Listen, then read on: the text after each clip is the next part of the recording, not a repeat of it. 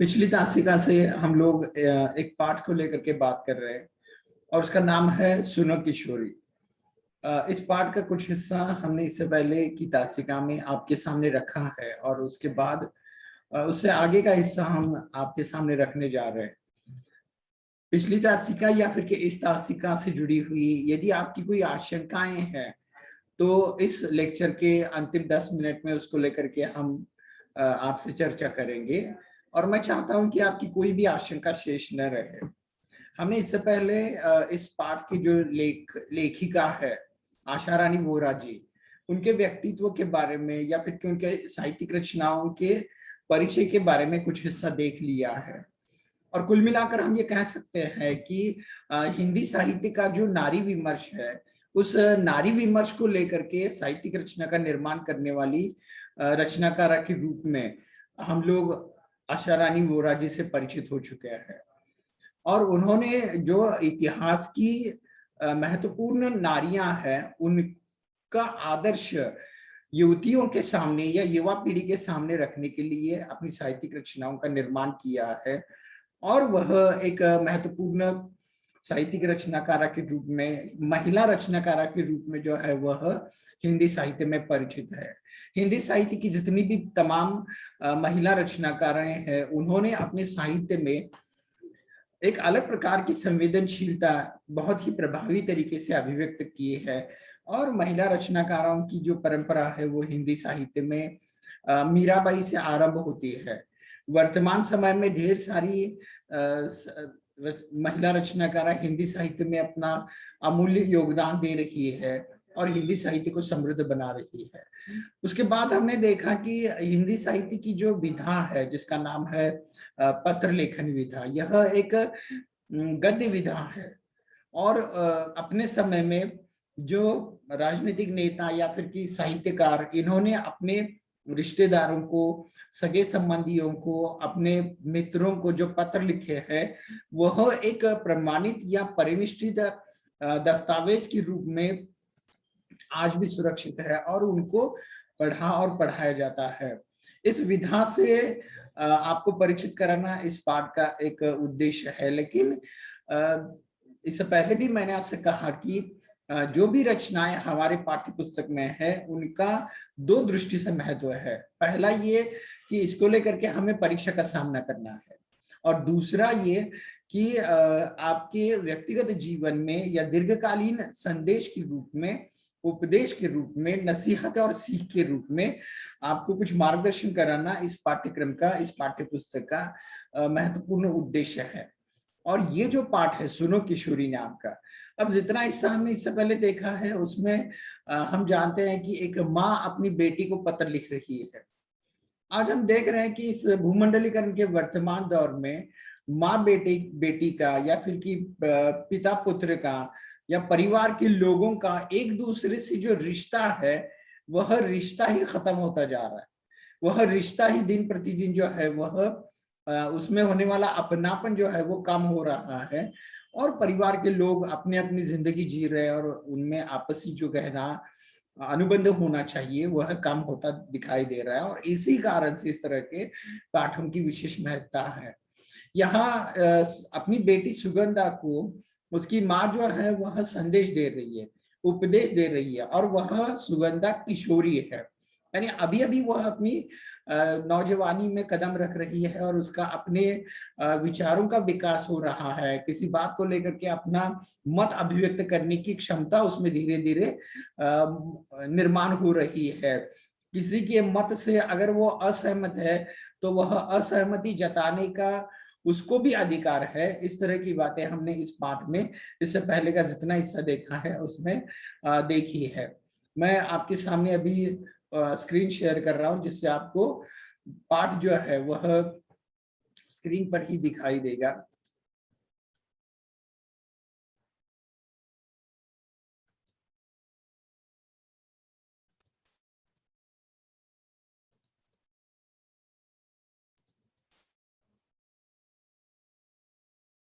ठीक है, आपको 12वीं की हिंदी की पुस्तक स्क्रीन पर दिखाई दे रही है ना?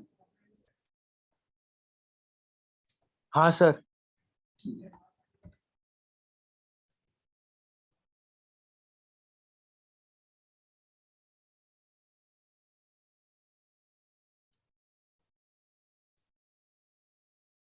सर आवाज ही नहीं डाला है। हाँ, जितना हिस्सा हम आपके सामने अभी रख चुके हैं उसमें हमने इन बातों को भी देखा है कि लेखिका आशा रानी वोरा जी, जो कि एक माँ के रूप में अपनी सुगंधा नाम की बेटी को पत्र लिख रही है, उसमें उन्होंने हमारे भारतीय संस्कृति की जो रूढ़ियां और परंपराएं हैं, इन दोनों का भेद अपनी बेटी को समझाने का प्रयास किया है। ये परीक्षा की दृष्टि से भी महत्वपूर्ण है और इसमें होने वाले स्वाध्याय को लेकर के भी आप देख सकते हैं कि ये बातें इसमें सम्मिलित है। माँ अपनी बेटी के बारे में चाहती है कि वह अपनी जिंदगी में बहुत सारी क्षेत्रों को लेकर के वो कामयाब हो जाए, वह अपनी बहुत बहुत ऊंची उड़ानें भरे, लेकिन फिर उनका ये भी विचार है कि बहुत सी आकाश में बहुत सी ऊंची उड़ानें भरने वाले और उसके जो नए नन्हे पंख है, डैने है, उन डैनों को फैला करके चौड़ा करके वह अपनी जिंदगी के बारे में सोचे, विचार करे और अलग अलग तरीके से जो है वह अपने वजूद को, अपने अस्तित्व को निर्माण करने के लिए प्रयास करती रहे। लेकिन इस स्थिति में उसे अपना जो परिवेश है, परिवेश माने वातावरण, उसे अपने जो संस्कार है और हमारी संस्कृति है, इन सारी जड़ों को, इन सारी बातों को कतई नजरअंदाज नहीं करना चाहिए। और इसीलिए उन्होंने कहा है कि तुम्हें आकाश में तो उड़ना है, लेकिन अपनी निगाहों को धरती पर रखना है। धरती पर रखना है माने हमारी भारतीय संस्कृति जो है उसमें जो अच्छी बातें हैं वह हमें कतई नहीं छोड़नी चाहिए। आज हम अपने आसपास क्या देखते हैं कि बहुत से युवक या फिर की युवतियां जो पाश्चात्य संस्कृति है, जो विदेशी संस्कृति है, उस विदेशी संस्कृति को ही सब कुछ मान करके वे लोग जो है वह उसको स्वीकार कर रहे हैं। लेकिन यहाँ लेखिका ने यह भी बात उठाई है कि हमारी संस्कृति में जो अच्छी बातें हैं उनको उन्होंने परंपरा नाम दिया है, और हमारी संस्कृति में जो काल बाह्य बातें हैं, जिनको बदलना है, जिनको इस समय में हमें छोड़ देना है, उनको उन्होंने रूढ़ी शब्द के लिए उनके लिए इस्तेमाल किया है। तो ये जो पुरानी और जर्जर रूढ़ियां हैं, उन रूढ़ियों को तोड़ना है, लेकिन इस समय ये भी ध्यान में रखना है कि अच्छी परंपराओं को हमें बिल्कुल नहीं छोड़ना चाहिए, जो भले ही पुरानी हो लेकिन आज के वर्तमान समय में भी उतनी ही लागू है जितनी कभी पुराने समय में रही होगी। और इसीलिए ये जो हिस्सा है, इसको यहाँ तक हम पहुंचे हुए हैं, उसमें लेखिका ने अपनी बेटी सुगंधा को सलाह दी है कि तुम हमारी संस्कृति की अच्छी बातें या फिर की रूढ़ी और परंपराओं में होने वाले भेद, इसको लेकर के कॉलेज के ग्रंथालय में, पुस्तकालय में जितनी भी अच्छी पुस्तकें हैं, उन पुस्तकों को पढ़ करके इस संबंध में और ज्यादा जानकारी प्राप्त करने का प्रयास करो, क्योंकि किसी भी भारतीय लड़की के लिए ये बातें बहुत जरूरी है। उसको अपनी संस्कृति का, संस्कार का, परिवेश का ध्यान जो है वो रखना पड़ेगा, और यही बात उन्होंने यहाँ कही है। अब इससे आगे का हिस्सा जो है वो हम देखने जा रहे हैं, जिसको हमने नहीं देखा। आप पुस्तकों में देख सकते हैं या फिर क्या आपको स्क्रीन पर भी पाठ का वो हिस्सा दिखाई दे रहा होगा। इससे आगे, बदलते वक्त के साथ बदलते समय के नए मूल्यों को भी पहचान कर हमें अपनाना है, पर यहाँ पहचान शब्द को रेखांकित करो। बिना समझे, बिना पहचाने कुछ भी नया अपनाने से लाभ के बजाय हानि उठानी पड़ सकती है। पश्चिमी दुनिया का हर मूल्य हमारे लिए नए मूल्य का पर्याय नहीं हो सकता। हमारे बहुत से पुराने मूल्य अब इतने टूट फूट गए हैं कि उन्हें भी जैसे तैसे जोड़कर खड़ा करने का मतलब होगा अपने आधार को कमजोर करना, या यूं भी कह सकते हैं कि अपनी अच्छी परंपराओं को रूढ़ी में ढालना। अब यहां तक का हिस्सा हम देख रहे हैं। समय निरंतर परिवर्तनशील है, वो तो हम भी जानते हैं, और वह कहीं भी रुकता नहीं है। सब कुछ जो है वो धीरे धीरे एक निश्चित दिशा में परिवर्तित होता जाता है। लेकिन यहाँ जो पुरानी बातें हैं वो बदल करके, परिवर्तित होकर के जब नई बातें आ जाती है तो उनको स्वीकृत करते समय वो हमारे लिए कितनी लागू है, कितनी उपयोगी है, हमारे संस्कृति का उन बातों की दृष्टि से हमारे लिए कोई उपयोग है भी या नहीं, इस बात की पहचान पहचान शब्द परख के लिए इस्तेमाल हुआ है। इस अर्थ में पहचान कर हमें उसको स्वीकृत करना चाहिए। बिना समझे, बिना पहचाने कुछ भी नया हमें स्वीकृत नहीं करना चाहिए। यहाँ पाश्चात्य संस्कृति की भी बात हो रही है। अब देखिए, हम जानते हैं कि प्रकृति का नियम क्या है। आपने भी अपने इर्द गिर्द देखा होगा कि शाम होते ही जो खेतों में गए जानवर, पशु है, वह फिर जो है वह गांव घर की तरफ लौट आते हैं। पंछी जो है वह अंधेरा होते ही अपने घोंसलों में जाकर जो है वह बैठ जाते हैं, और सूरज की पहली किरण से पूर्व बड़े सवेरे सवेरे वह अपने घर से, घोंसलों से निकलते हैं। तो ये प्रकृति का चक्र है। मनुष्य एक प्राकृतिक प्राणी है, जैसे यहाँ पेड़ पौधे, सूक्ष्म जीव या फिर कि अन्य पशु है, जलचर है, उनमें से एक मनुष्य है। तो हमें इस बात का भी ध्यान रखना चाहिए। हम लोग पाश्चात्य संस्कृति के नाम पर देर रात तक जो है वो जागते रहे और 10 बजे तक सोते रहे, तो इसका हमारे लिए कोई अच्छा असर नहीं होने वाला है। मेरे कहने का मतलब यह है कि कुल मिलाकर हमारी जो पुरानी प्राचीन भारतीय संस्कृति के है, और वो विरासत जो 5000 वर्षों से हमारे साथ है, उसमें होने वाली अच्छी बातों को हमें कतई नहीं छोड़ना चाहिए। बस कुछ नया है, चकाचौंध भरा है और बड़ी तेजी से हमारे सामने आ रहा है, तो उसको हमें बिना जांचे परखे कतई स्वीकृत नहीं करना चाहिए। लेखिका का ये पाठ मात्र सुगंधा तक सीमित नहीं है। आज के हर युवा अथवा युवती के लिए यह मार्गदर्शक है और इसी रूप में इस पाठ्यक्रम में सम्मिलित किया गया है। उन्होंने कहा है कि पश्चिमी दुनिया का हर मूल्य जो है वह हम स्वीकृत नहीं कर सकते। वह हमारे हर भारतीय मूल्य के लिए पर्याय नहीं हो सकता। ये भी सच है, लेखिका ने ये स्वीकृत किया है कि जो पुराने हमारे भारतीय संस्कृति के कुछ मूल्य है, वह आज के दौर में उनको हम जैसा कि तैसा स्वीकृत नहीं कर सकते। जैसे आप लोग जानते हैं कि पुराने जमाने में हमारे यहाँ सती प्रथा थी, हमारे यहाँ बाल विवाह की प्रथा थी, हमारे यहाँ स्त्री शिक्षा का विरोध हुआ, लेकिन इन बातों को ज्यों की त्यों रूप में हम स्वीकृत नहीं कर सकते। आज जो है वह कुछ बदल गया है, और भूमंडलीकरण के आज के दौर में कुछ हद तक जो है वो परिवर्तन होना अत्यंत स्वाभाविक है। लेकिन इसके बावजूद भी आज जो बातें रूढ़ियां है, जो बातें गैर जरूरी है, उनको हम कतई स्वीकृत नहीं कर सकते। तो किन बातों को स्वीकृत करना है? भारतीय संस्कृति की अच्छी बातें जो कि हमें मार्गदर्शन कर सकती है। लेकिन इस समय में हमें पहचान बहुत जरूरी है, और हर युवक में, युवती में इस तरह की पहचान होना आवश्यक है। ऐसा इस पाठ के माध्यम से संदेश देने का प्रयास किया गया है। इससे आगे, समय के साथ अपना अर्थ खो चुकी या वर्तमान प्रगतिशील समाज को पीछे ले जाने वाली समाज की कोई भी रीति नीति रूढ़ी है, समय के साथ अनुपयोगी हो गए मूल्यों को छोड़ती और उपयोगी मूल्यों को जोड़ती निरंतर बहती धारा परंपरा है, जो रूढ़ी की तरह स्थिर नहीं हो सकती। यही अंतर है दोनों में।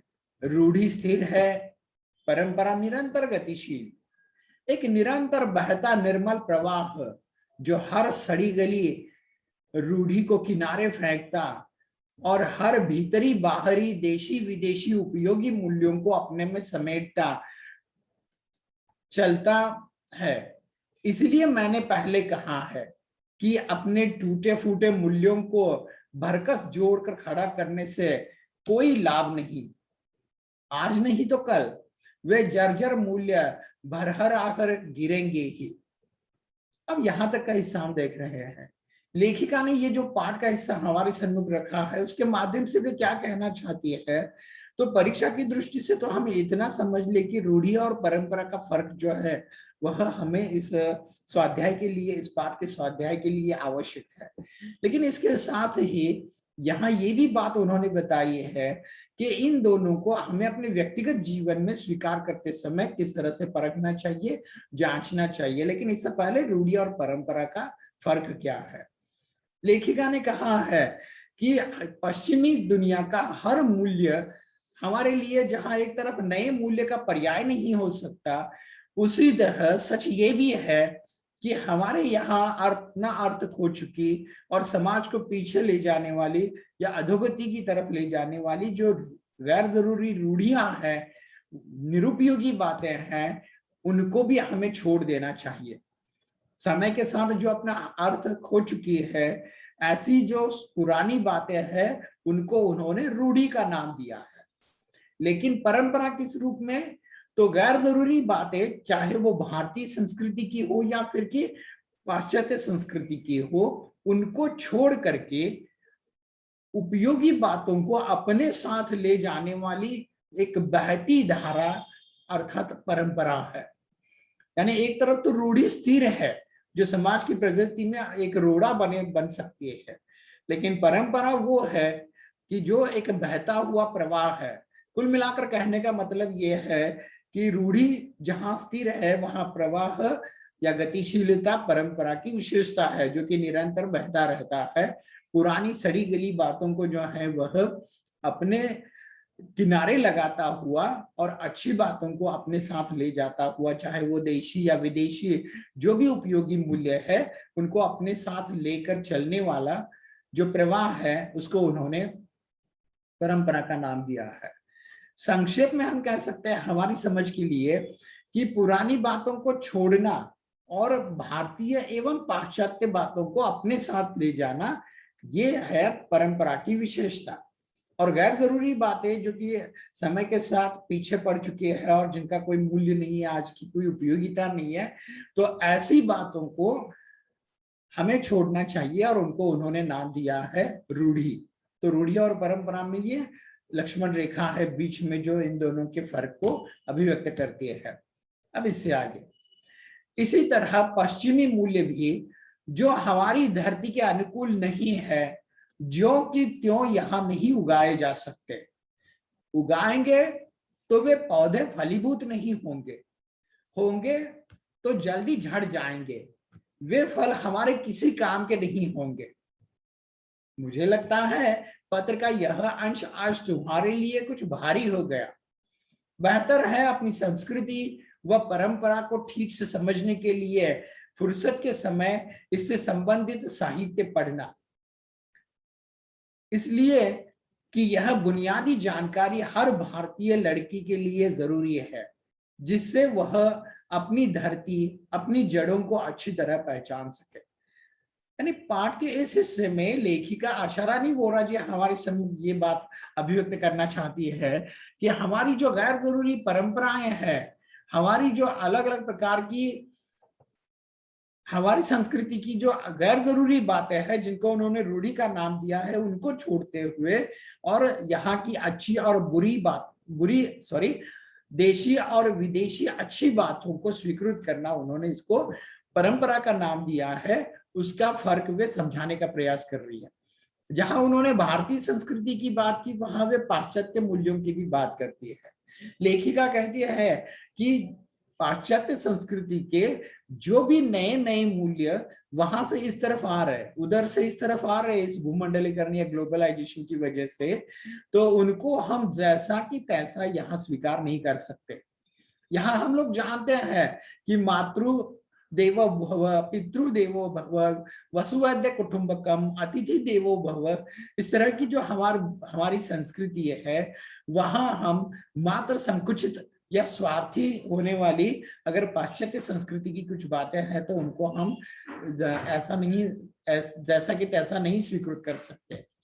अगर इस तरह का प्रयास करेंगे तो ये जो पाश्चात्य संस्कृति के पौधे हैं, वह हमारी भारतीय धरातल पर या धरती पर या पृष्ठभूमि पर फलीभूत नहीं होंगे, और यदि होंगे तो वे फल हमारे किसी काम के नहीं होंगे।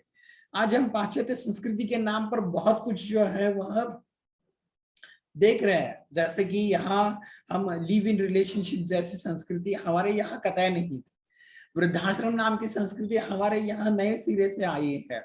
हम तो हमारी संस्कृति में बड़े बुजुर्गों को घर में आदर और सम्मान के साथ उनको रखते हैं, लेकिन यहाँ कुछ बातें अलग हो रही है। पाश्चात्य संस्कृति के अंधानुकरण के कारण ही पीढ़ी, आज की नई पीढ़ी जो है वो मनोरंजन का अतिरेक कर रही है। मनोरंजन में ही उलझी हुई है, उसके साथ वो अन्य बुरी लतों में, शराब जैसी बुरी लतों में या अलग अलग प्रकार की बुरी बातों में फंस रही है।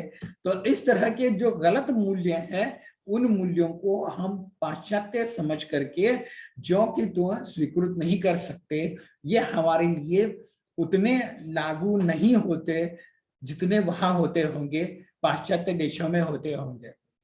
लेखिका जानती है कि उनकी बेटी इतनी अभी प्राउड नहीं है कि इन बातों को आसानी से समझ सके, और इसलिए उन्होंने कहा है कि मुझे लगता है पत्र का यह अंश जो है वह तुम्हारे लिए कुछ बोझिल हुआ, कुछ भारी हुआ, कुछ भरकस हुआ है, लेकिन अगर तुम इससे संबंधित अपने ग्रंथालय से साहित्य ला करके या कुछ पुस्तकें ला करके इसको पढ़ोगी तो और ज्यादा बेहतर तरीके से समझोगी, क्योंकि भारतीय संस्कृति की अच्छी बातों को और पाश्चात्य संस्कृति के अच्छे बुरे फर्क को समझने की क्षमता, यह किसी भी भारतीय लड़की के लिए बुनियादी जरूरत है। उसकी जानकारी उसको होनी चाहिए, और इसीलिए उन्होंने ये बात कही है आग्रह से अपनी बेटी से कि वह इन बातों को समझ ले, परख ले। क्योंकि आज हम देख रहे हैं कि फिल्मों में, टीवी सीरियल्स में या हमारे इर्द गिर्द कुछ हद तक जो घटित हो रहा है हम उसको हकीकत मान रहे हैं, उसी को हम सब कुछ मान रहे हैं, खास करके युवक वर्ग। और जो अच्छा है उसके साथ जो बुरा है उसको भी हम स्वीकृत कर रहे हैं, और इससे हमारी जिंदगी पर बहुत बुरा असर पड़ सकता है। और मनोरंजन के नाम पर जो दिखाया जा रहा है, जिसको हम देख रहे हैं, वह हमारे संस्कारों को, अच्छे संस्कारों को नष्ट कर देता है। और यही बात यहाँ युवाओं के लिए बहुत जरूरी है, और इस दृष्टि से इस पाठ का अपने आप में अलग महत्व है। यहाँ लेखिका ने बात की है अपनी बेटी सुगंधा की एक सहेली जिसका नाम है रचना। तो रचना जो कि बीए फर्स्ट ईयर में पढ़ रही है, उस रचना का एक दोस्त है, और रचना और उसके दोस्त के रिश्ते के बारे में सुगंधा की भूमिका कौन सी होनी चाहिए, उसको लेकर के उन्होंने कुछ बातें हमारे सामने रखी है। और वह अपनी बेटी को इस दृष्टि से कुछ सीख, कुछ नसीहत और रचना की एक तरह से मदद करने की बात उन्होंने यहाँ की है, जो कि इस पाठ का एक महत्वपूर्ण हिस्सा है। इससे आगे हम देख रहे हैं, यहाँ तुम्हारी सहेली रचना के संदर्भ में यह प्रसंग इसलिए कि वह इस सीमा रेखा को नहीं समझ पा रही है। एक रचना का ही संघर्ष नहीं है, यह एक पूरी पीढ़ी का संघर्ष है। नई पीढ़ी पुराने मूल्यों को तो काट फेंकना चाहती है, पर नए मूल्यों के नाम पर केवल पश्चिमी मूल्यों को ही जानती पहचानती है। कहे उधार लिए मूल्यों से ही काम चला लेना चाहती है। नए मूल्यों के निर्माण का दमखम अभी उसमें नहीं आया है। सुनो, नए मूल्यों का निर्माण करना है तो नए ज्ञान विज्ञान को पहले अपनी धरती पर टिकाना होगा। अपनी सामर्थ्य और अपनी सीमाओं में से ही उसकी पगडंडी काटनी होगी। यह पगडंडी काटने का साहस ही पहले जरूरी है। नई चौड़ी राह उसी में से खुलती दिखाई देगी। अब यहां तक का हिस्सा हम देख रहे हैं। यहाँ जिस रचना की बात हो रही है, जिसके बारे में मैंने अभी कहा आपसे कि वह बीए फर्स्ट ईयर में पढ़ती है, ऐसा जिक्र है इससे आगे, और उसका एक दोस्त है, तो उन दोनों के रिश्ते के बारे में सुगंधा की भूमिका क्या होनी चाहिए उसके लेकर के यहाँ कुछ बातें कही गई है। रचना जैसी लड़कियां सिर्फ एक रचना तक सीमित नहीं है, बल्कि पूरी युवा पीढ़ी जो है उसका यह संघर्ष है। और वह युवा पीढ़ी एक तरफ तो हमारी संस्कृति की पुरानी बातों को, मूल्यों को काट करके फेंकना चाहती है, माने पारिवारिक पाबंदियां, रिश्ते नाते, संस्कार और हमारे मूल्य, इन सबको वह तोड़कर फेंकना चाहती है। और इनको फेंक करके, आंखें मूंद करके वह पश्चिमी मूल्यों को स्वीकृत करती है बिना जांचे परखे। तो यह एक उनका नुकसान ही होगा, बहुत बड़ी हानि होगी, क्योंकि नई पीढ़ी में से सभी के दिलो दिमाग में या मन में इतना दमखम नहीं है कि वह नए मूल्यों को स्वीकृत करके उनका पूरी तरीके से अनुसरण करे। मतलब ये कि हम लोग अपनी आजादी की बात कर रहे हैं, व्यक्ति स्वतंत्रता की बात कर रहे हैं, वजूद की बात कर रहे हैं, तो यहाँ अधिकार के साथ जुड़ा हुआ जो कर्तव्य का हिस्सा है, जो परख का हिस्सा है, जो मानसिक एवं बौद्धिक प्रगल्भता का हिस्सा है, जहाँ ऊंची सोच का हिस्सा है, उस बारे में वे उतने सतर्क नहीं है जितने होने चाहिए। तो इस तरह की बात भी उन्होंने यहाँ हमारे सामने कही है। और यह एक रचना की बात नहीं बल्कि एक पूरी पीढ़ी का संघर्ष है, जो कि पुरानी बातों को छोड़ना तो चाहते हैं लेकिन नए मूल्यों को बिना जांचे परखे बस पश्चिमी संस्कृति और मूल्यों के नाम पर अगर स्वीकृत कर लेते हैं तो नए मूल्य जो है वह ज्यों के त्यों हमारी धरती पर नहीं टिकेंगे। ये भी वो नहीं जानते, और ये भी वो नहीं जानते कि उनकी अपनी सीमाएं और उनका अपना सामर्थ्य क्या है। मतलब कि रचना जैसी लड़कियां बस इधर उधर की बातों में फंस करके मनोरंजन के को देख करके या उम्र के अनुसार कुछ नए बातों को स्वीकार तो करना चाहते हैं, लेकिन उनमें अभी उतनी सोच नहीं है कि वह एक पगडंडी से गुजर करके, पगडंडी माने पायवाट, पगडंडी से गुजर करके जो है वह किसी बड़े चौड़ी राह का मार्ग का निर्माण कर सके। मतलब उनमें इतना अभी सामर्थ्य नहीं है।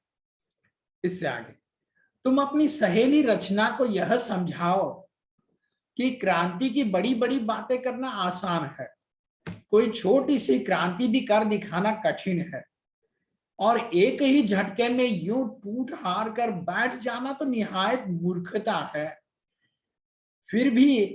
फिर अभी तो वह प्रथम वर्ष के पूर्वार्ध में ही है, अभी से उसे ऐसा कोई कदम नहीं उठाना चाहिए। जरूरी हो तो सोच समझकर वे अपनी दोस्ती को आगे बढ़ा सकते हैं। कॉलेज जीवन की पूरी अवधि में वे निकट मित्रों की तरह रहकर एक दूसरे को देखें, जाने, जांचें, परखें, एक दूसरे की राह का रोड़ा नहीं, प्रेरणा और ताकत बनकर परस्पर विकास में सहभागी बने। फिर अपनी पढ़ाई की समाप्ति पर भी यदि वे एक दूसरे के साथ पूर्ववत लगाव महसूस करें, उन्हें लगे कि निकट रहकर सामने आई कमियों, गलतियों ने भी उनकी दोस्ती में कोई दरार नहीं डाली है, तो वे एक दूसरे को उनकी समस्त खूबियों, कमियों के साथ स्वीकार कर अपना ले। उस स्थिति में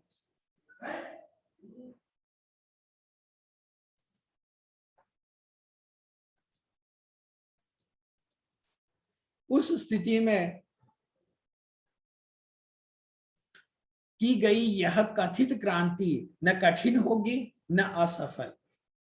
यहां उन्होंने जो रचना की बात की है वह कुछ इस तरह से है कि लेखिका चाहती है कि उन रचना की सहेली, लेखिका की बेटी सुगंधा जो है वह रचना को ठीक ढंग से समझाए, अपने सहेली के प्रति होने वाले अपने उत्तरदायित्व का निर्वाह कुछ इस तरह से करे कि वह उसे बताए कि ये अपनी जिंदगी की का निर्णय खुद लेने का अधिकार या अपना जीवन साथी खुद चुनने का अधिकार, ये जो क्रांति की बड़ी बड़ी बातें वो कर रही है, करती है, वह एक सीमा तक सही है, लेकिन उस पर अनुसरण करके अपनी पूरी जिंदगी व्यतीत करना उतना आसान नहीं है जितना अधिकार की बस बातें करना, क्योंकि ये उसकी बेवकूफी है। क्योंकि अगर वह अपनी जिंदगी का रास्ता खुद चुनती है तो उसमें आने वाली दिक्कतों को, समस्याओं को, संकटों को स्वीकार करने की और उनका निर्वाह करने की जिम्मेदारी उसकी अपनी होगी, और यह उसे समझ लेना चाहिए। इस तरह की बात सहेली के नाते सुगंधा रचना को समझाए, इस प्रकार की उम्मीद लेखिका ने यहाँ अभिव्यक्त की है। वे कहती है कि रचना तो अभी प्रथम वर्ष की पूर्वार्ध में है, माने बीए फर्स्ट ईयर में है, ये नहीं फर्स्ट ईयर में है, अभी से उसे ऐसा कोई कदम नहीं उठाना चाहिए। मतलब कि वो शिक्षा को अधूरा छोड़ करके अगर अपने दोस्त के साथ या अपने प्रेमी के साथ विवाह की बात सोचती है तो वो बिल्कुल बेवकूफ है। ये उसकी बेवकूफी है। उसको ऐसा कोई कदम जो है वो नहीं उठाना चाहिए। माने अपनी शिक्षा को, अपने व्यक्तित्व को, या फिर कि अपनी दोस्ती को जो है वो पहले जांचे, परखे, परिपूर्ण रूप से उसको समझे, और फिर अगर वो सोचते हैं, उनको ऐसा लगता है कि अभी वह एक दूसरे को समझ सकते हैं, तो फिर वह निर्णय ले सकते हैं। लेकिन फिलहाल इस स्थिति में जब वह बीए के प्रथम वर्ष या कॉलेज के प्रथम वर्ष में है, तो उससे अभी से ऐसा कोई कदम नहीं उठाना चाहिए, क्योंकि वह क्रांति की बात करना जितना आसान समझती है उतना आसान नहीं है। इसलिए सोच समझकर उसे अपने उस प्रेमी, अपने उस दोस्त के साथ दोस्ती को आगे बढ़ाना चाहिए। इस कॉलेज की पूरी अवधि में वह एक अच्छे मित्र के रूप में रहकर अपने दोस्त को, माने वो जो रचना का मित्र है वो और रचना एक दूसरे को अच्छी तरह से देखे, जांचे, परखे, और एक दूसरे के स्वभावों को, एक दूसरे की आदतों को, कमियों को, खूबियों को जांचे, परखे, और यहाँ इस समय में एक दूसरे की प्रगति के रास्ते में रुकावट न बने, प्रेरणा और ताकत बने। माने इन दोनों को अपनी शिक्षा पूरी करनी चाहिए, इसके साथ ही उनको एक दूसरे के स्वभावों की जांच परख करनी चाहिए। और ऐसी स्थिति में यदि उनको ऐसा लगता है कि पूरी पढ़ाई होने के बाद तक, पूरी पढ़ाई या पढ़ाई पूरी होने तक वह अगर पहले जैसा लगाव एक दूसरे के प्रति महसूस करते हैं और एक दूसरे को उनकी कमियों और गलतियों के साथ स्वीकार करने के लिए तैयार है, तो फिर वह अपना निर्णय ले सकते हैं। लेकिन अभी से अगर उन्होंने पढ़ाई छोड़ करके कुछ क्रांतिकारी निर्णय के रूप में अगर कुछ अलग कर दिखाया, तो वह उनके लिए बहुत बड़ी मुश्किल हो सकती है। वह एक दूसरे को अगर कमी और खूबियों के साथ स्वीकार करने के लिए शिक्षा पूरी होने के बाद तक तैयार है, तो वह उस प्रकार की क्रांति को स्वीकृत कर सकते हैं, और तब ये उनके लिए कठिन भी नहीं होगा और उनकी जिंदगी में ये असफल भी नहीं होगा। अब इससे आगे मेरी राय में रचना को और उसके दोस्त को तब तक धैर्य से प्रतीक्षा करनी चाहिए। इस बीच वे पूरे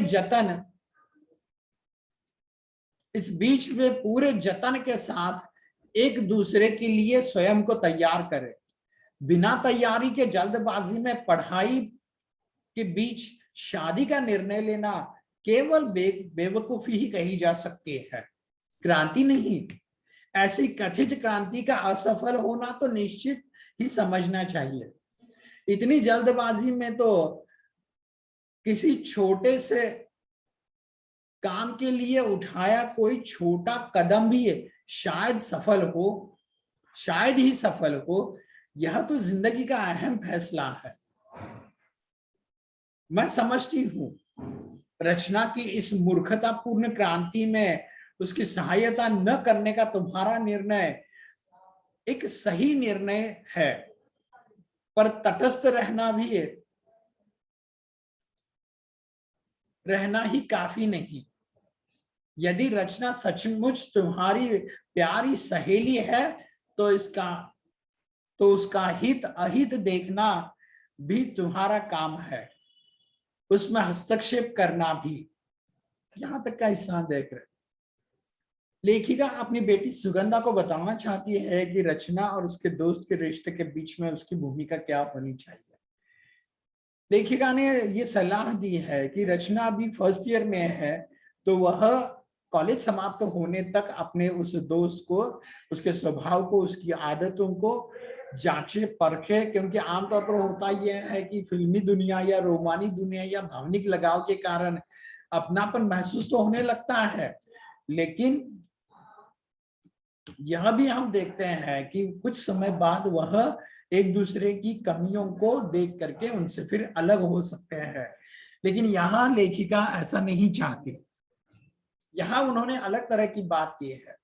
वे कहती है कि उनकी राय में रचना और उसके दोस्त को तब तक धैर्य से प्रतीक्षा करनी चाहिए, इस बीच में वे एक दूसरे को समझने का प्रयास करें। बिना सोचे समझे वे जल्दबाजी में अगर पढ़ाई बीच में छोड़ करके शादी का निर्णय ले लेते हैं, तो यह उनकी बेवकूफी होगी, यह उनकी जल्दबाजी होगी। और जल्दबाजी में अगर कोई छोटे से काम के लिए भी अगर निर्णय लिया जाता है तो वो हानिकारक होता है, और यह तो उनकी जिंदगी का सबसे महत्वपूर्ण फैसला है। तो इस तरह के फैसले में उनको जल्दबाजी नहीं करनी चाहिए।